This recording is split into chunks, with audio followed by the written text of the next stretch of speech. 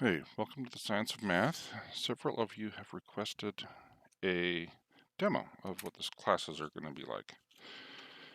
So it's really important to rate and to have the students experience the principles before we go into large amounts of explanation, because it's the experience that allows them to associate the ideas in their mind. This is the way memory works.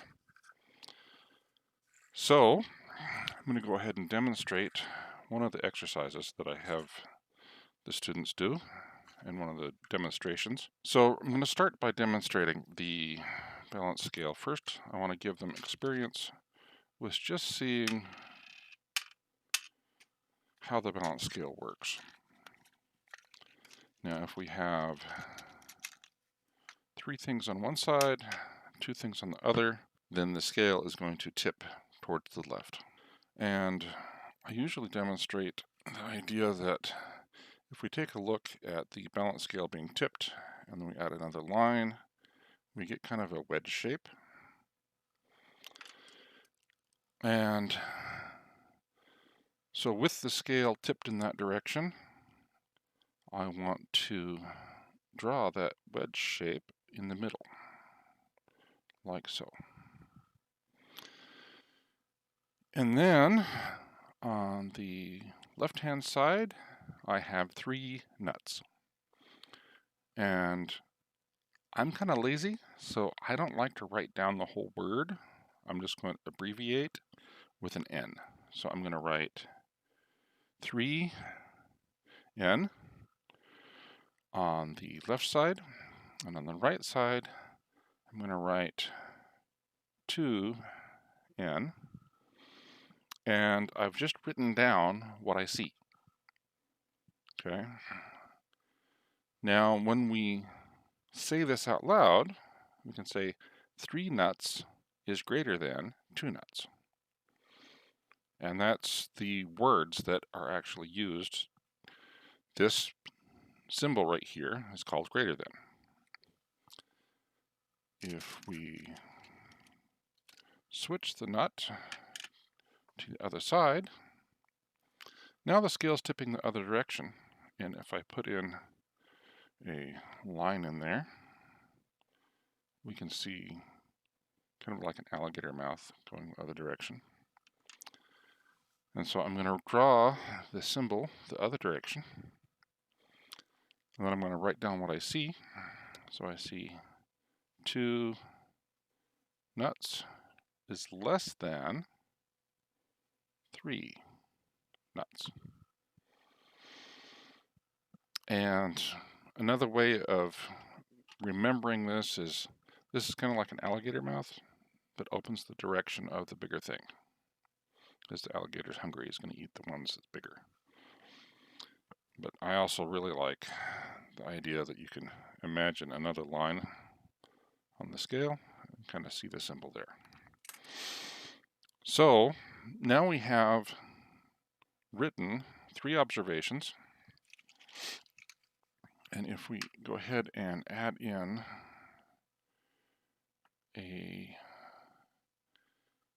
another nut, we can say that we can write down that 3 nuts is equal to 3 nuts. And again, with the symbol, you can imagine that there's 2 parallel lines there to indicate that they're equal. And so that, I think, gives the student a more tactile, observable reason for the symbols behind them. The more they have to associate in their mind, the easier it is to remember for them. So this really simple exercise allows them to experience writing down what they see. Now, writing down what they see is an important part. Scientists write down their observations all the time. And so being able to write what we see is really important. Another thing that is done immediately right up front is the symbols for nut or whatever we're measuring are included from the beginning. So 3 nuts is greater than 2 nuts is very physical. It's very observable. I mean, when we start counting the counting exercises, start with observing 3 of something. You know, how many apples are there? How many oranges are there? How many stray cats are there? I don't know. But we lose the association with the unit. And the unit is the thing that we're counting. So the nuts is the unit. So we lose that association really early on because we start just writing down the number. Now, a number by itself is a more abstract concept. And so it's harder for the student to wrap their head around. But once you're used to thinking about just the numbers, then, you know, it's kind of, it becomes troubling to add the unit back in. But anytime you're actually doing science, all your physics, all your chemistry, all your biology, all of the math involved, the unit is so very important. In fact, a lot of times if you get your math wrong, you can tell because the units go weird. And so making sure to have that unit in from the very beginning is really important. I usually explain it like when we're measuring something, we need to know the answer to 2 questions. How many and of what? How many is going to be the counting numbers, the quantities. The of what is the unit to express, you know, what is it that we're counting? Because if you have a number and you don't have an associated unit, it doesn't have a meaning. It doesn't mean anything if you don't have a unit attached. So that's like the very first exercise. It introduces the balance scale and it gets the student accustomed to writing down what they see. And you can do this exercise with your student until they get it. And I think that's the other part that is going to be important here, because as the parent, as the teacher for your student, you're the eyes. You can see what's going on with your student far better than I can because I'm recording videos. And so it's going to be important for me to be able to get that feedback. It's important for you to be able to say, oh, this is what I think is going on with my student. And so getting that feedback from you, you're my eyes. And so without that, I'm going to have trouble being able to address the things that your particular student needs. All right, so far this exercise we have how many, of what, and what the relationship is between the 2 measurements. So we have a measurement over here, we have a measurement over here, and we have the comparison between them. A greater than, a less than, and an equal to. Now, sometimes in school they'll go into a few more symbols, like a less than and greater or equal to, and a greater than or equal to. That's not important right now, and it's a lot easier to teach it when you can observe it. So this is enough for the moment. How many, of what, and the comparison. The other thing to note here is that this N is just the name of a nut that's abbreviated. And so I actually use the term lazy here because it's something that the student really understands well. I mean, your average 5-year-old can understand the idea of being lazy and not wanting to write down the whole word. And so that becomes something that's very easy for them to understand. And therefore, it's like, okay, I have 3, I can count to 3, and I have a nut, and I'm just going to write down the N. At that point, it's not confusing to the student. All right, we're going to go on to the next exercise. And it's important to be able to tell the story, because a story helps the mind remember. It gives the mind an association to be able to attach the concepts to. The more associations your brain has, the better it remembers. And stories and emotion kind of help the brain to remember. So I have a story that I tell with this exercise. And this is my pet cup, George. And again, I'm lazy, so I'm just going to write down the G for the George. I'm even going to make it lowercase because, hey, uppercase is more work. And so I have my pet cup, George. Now, for your student, it's important for them to name the cup. They get to pick out what the name is, because then it has more meaning to them. And so you're going to want to have them name their own cup. So my pet cup is called George. Now I'm going to go ahead and put George on the scale. And George has been caught red-handed.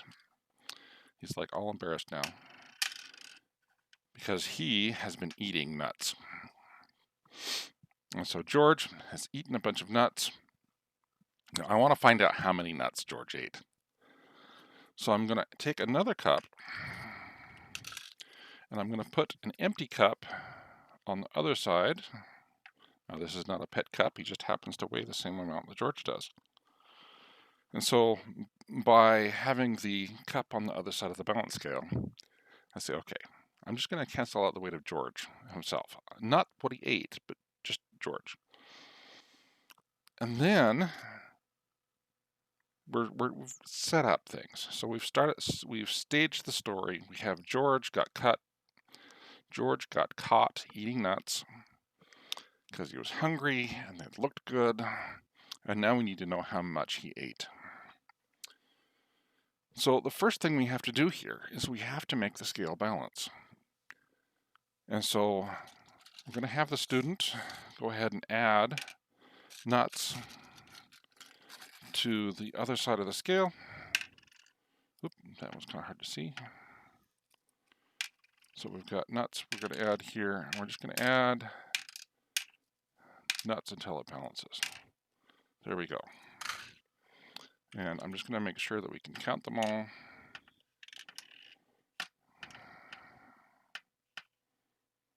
There we got. All right. So we can see all the nuts that we have there.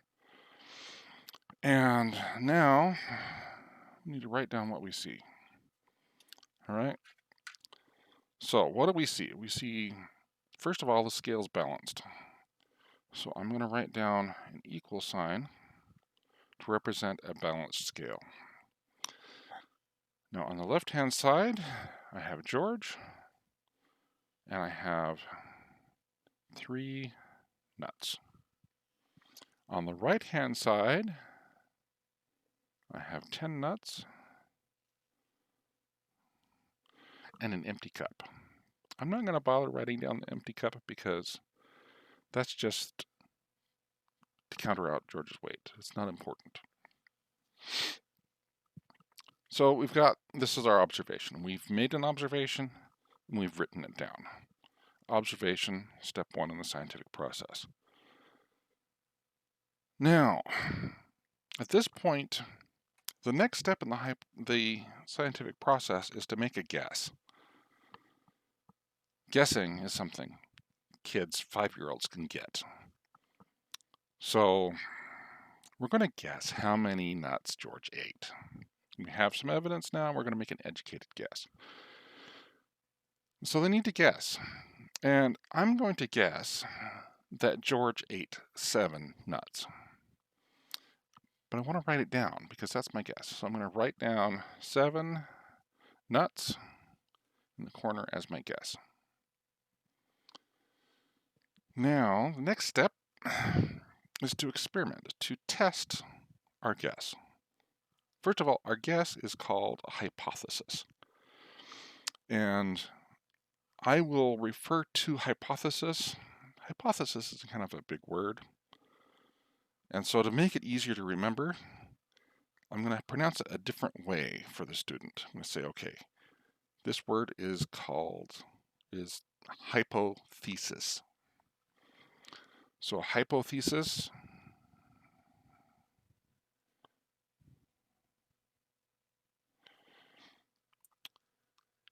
that's hypothesis when you pronounce it properly, but it's easy to remember how to spell when you say hypothesis. Okay, so a hypothesis of 7 nuts. That's my guess. Next step is to experiment, to test my guess. And so I'm going to go ahead and in order to test my guess, I want to get George by himself. And so I'm going to take away the nuts that George has not yet eaten. And I'm going to leave those nuts right in front of the scale so that we can see them. And like a good scientist, I need to write down what I just did. Scientists like to write down everything. That way they can look back at it later. So I took away 3 nuts. And now George is by himself, but the scale isn't balanced. So now I need to make the scale balanced again. So I'm going to take away some nuts off the other side until the scale balances. Now the beautiful thing about this is that the scale is going to verify the truth.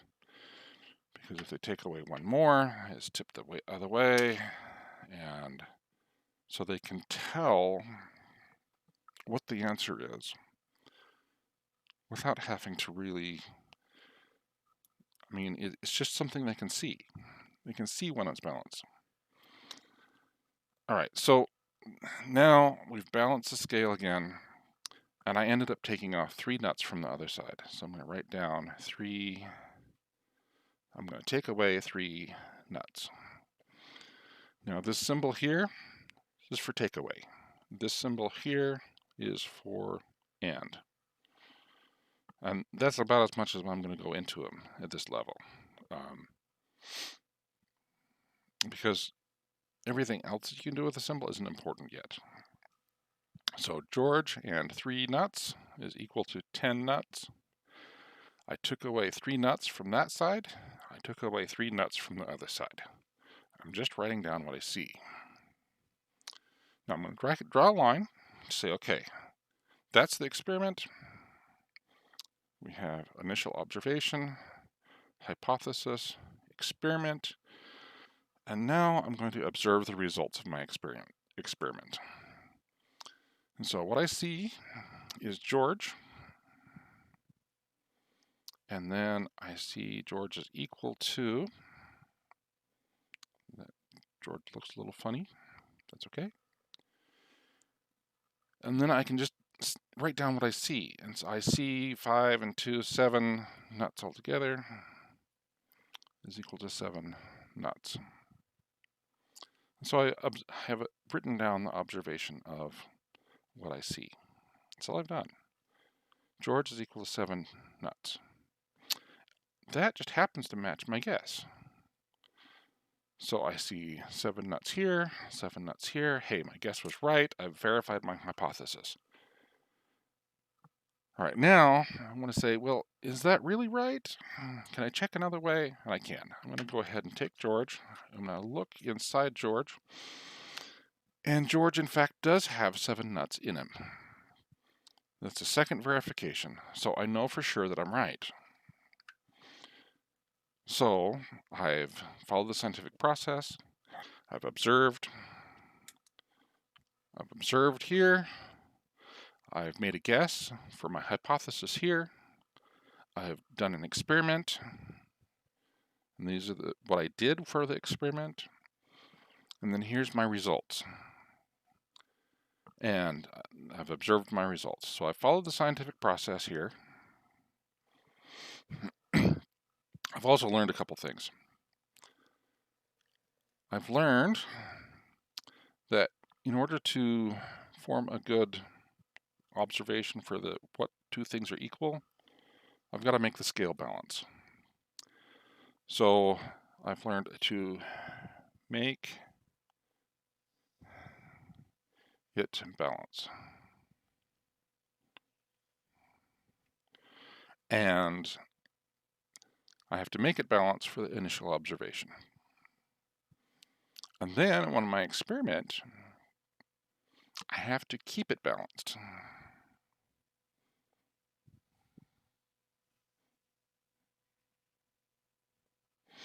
Now, it just so happens that these are very similar to the core principles in algebra. The core principles of algebra are to make it equal and to keep it equal. And so that's pretty much the core principles of algebra.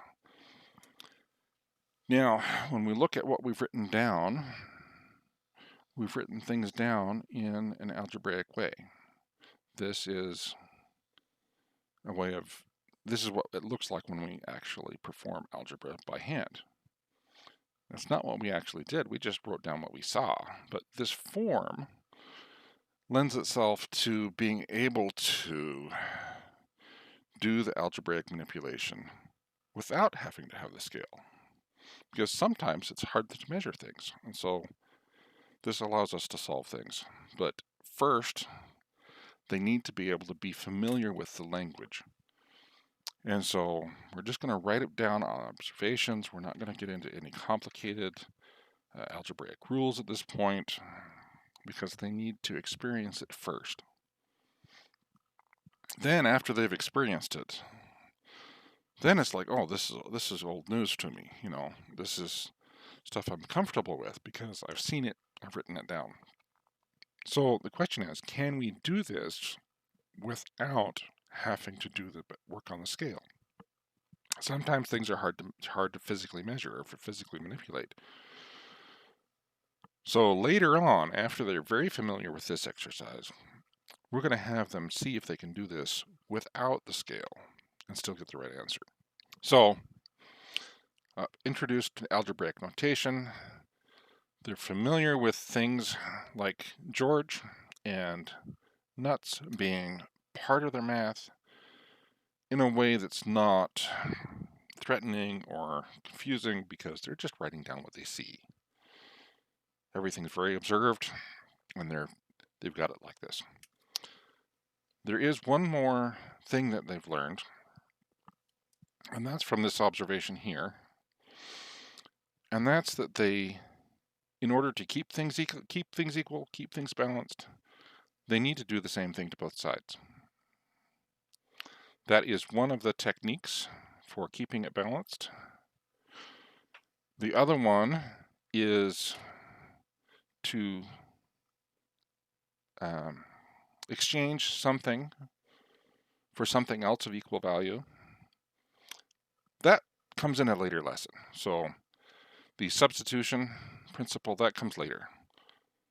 But this is enough for now. So that's the first couple lessons that I teach. And again, I have taught this to 5-year-olds. This is something they can understand perfectly well. And yes, it seems strange to go ahead and teach them algebra right off the bat, but it gives them a language to describe everything else that they see. And so it's important for them to be able to become familiar with being able to write things down and see things in an algebraic notation and have that be something comfortable. Now, this exercise with the balance scale, I would have the students do it, and I would make a game of it. I would have them so that they sit down, they have one person set it up, the other person solves it, and then they switch, and then have the second person set it up, and then the first person solve it, and you can do this with your child. It makes it a game, and it's going to be a whole lot more fun for them if you're participating in the exercises. And again, one of the other important things is you need to be my eyes so you can let me know what else I need to cover.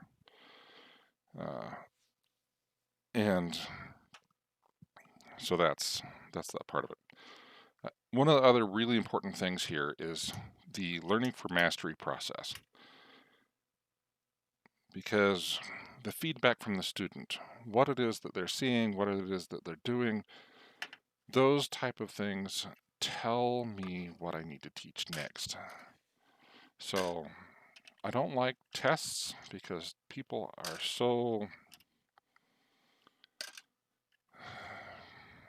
they get nervous with tests.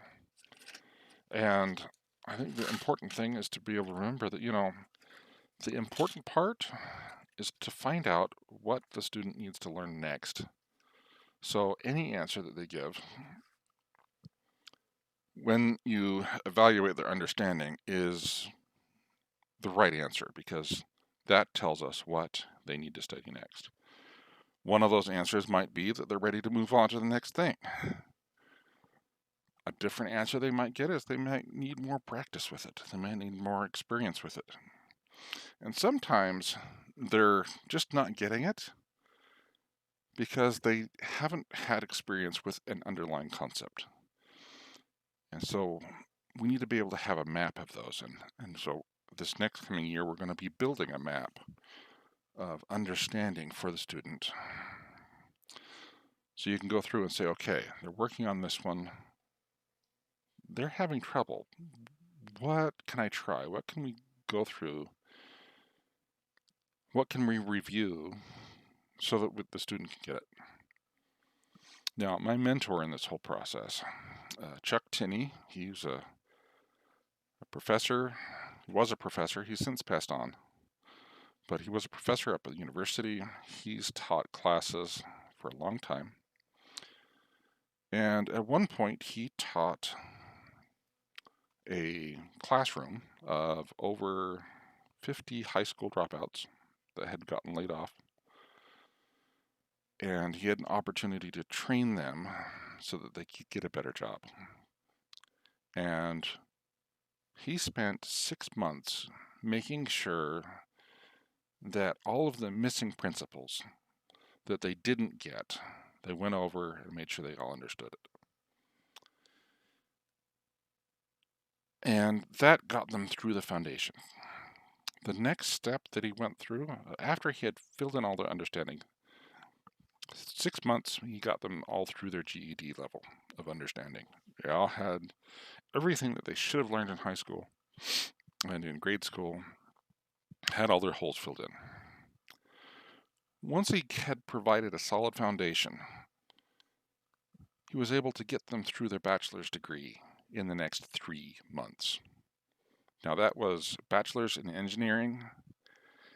He got it through in 3 months because all of the students were able to work very quickly. Now this was 8 hours of class time, no homework. Everything was done in class, 5 days a week. So it was a pretty intense program, but 3 months of that.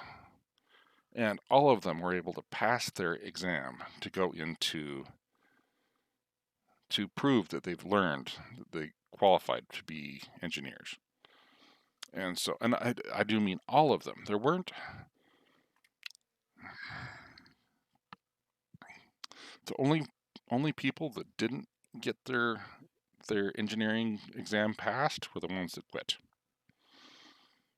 And there was only a few of those. So if they went through and did the program, they passed. And that is what learning for mastery really looks like. And so we want to make sure that we fill in the gaps, fill in the understanding for each student. And so it's going to be really important for us to follow that learning for mastery process, and so that the students have their understanding filled in. One other resource for this is a book called Understood Betsy. It's by Dorothy Canfield Fisher. It was written back in the 1920s-ish.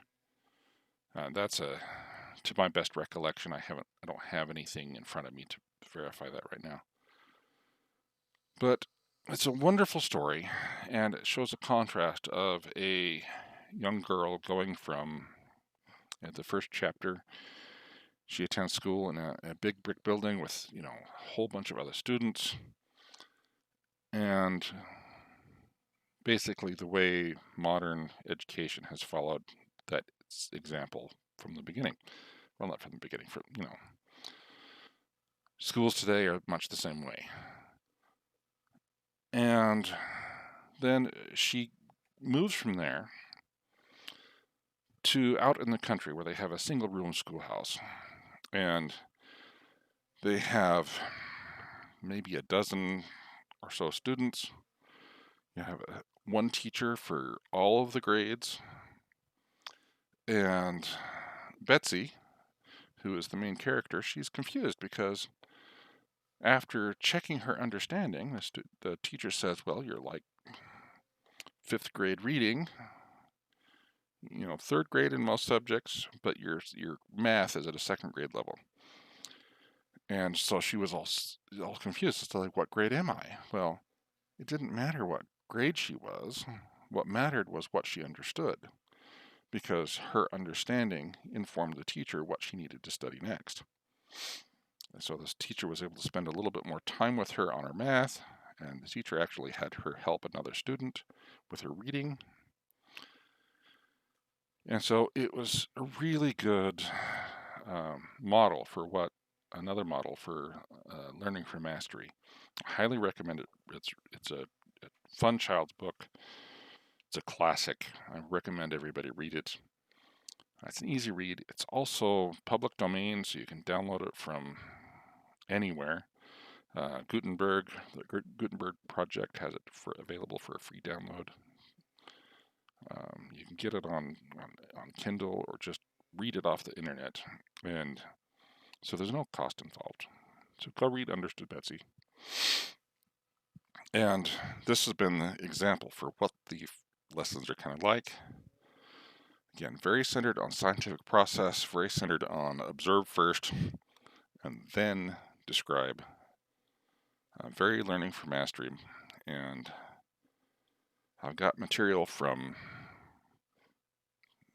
counting how many things and measuring things all the way up through high school. Well, not high school. All the way up through calculus and physics. So to get into the introductory of calculus and physics, and I've got lessons for the whole spectrum between those two.